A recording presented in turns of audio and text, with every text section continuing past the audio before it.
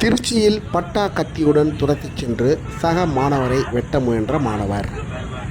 திருச்சி கரூர் சாலையில் பரபரப்பு.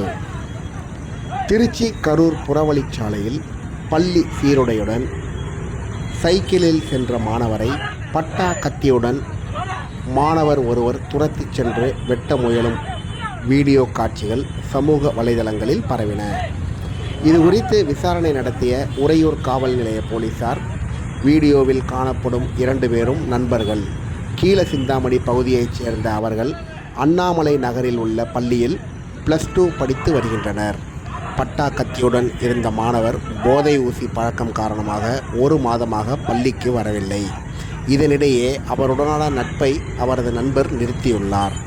இது தொடர்பாக அவரிடம் கேட்டபோது 2 பேருக்கும் வாக்குவாதம் ஏற்பட்டதில் ஆத்திரமடைந்து பட்டா கத்தியுடன் அவரை வெட்ட துணிந்திருக்கிறார்.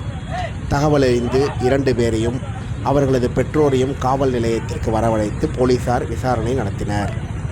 பட்டா கத்தியுடன் வந்த மாணவர் மீது வழக்கு பதிவு செய்து அவர் சிறுவர் சீர்திருத்த நீதிமன்றத்தில் ஆஜர்படுத்தப்பட்டார். மாணவரின் கல்வி எதிர்காலம் குறித்து அவரது பெற்றோர் வைத்த கோரிக்கையை ஏற்ற நீதிமன்றம் பெற்றோரிடம் எழுதி வாங்கி கொண்டு அவரை பிணையில் விடுவித்தது. பட்டா கத்தியுடன் இருந்த மாணவரின் தாய் அரசு கல்லூரியில் பேராசிரியர் என்பது குறிப்பிடத்தக்கது.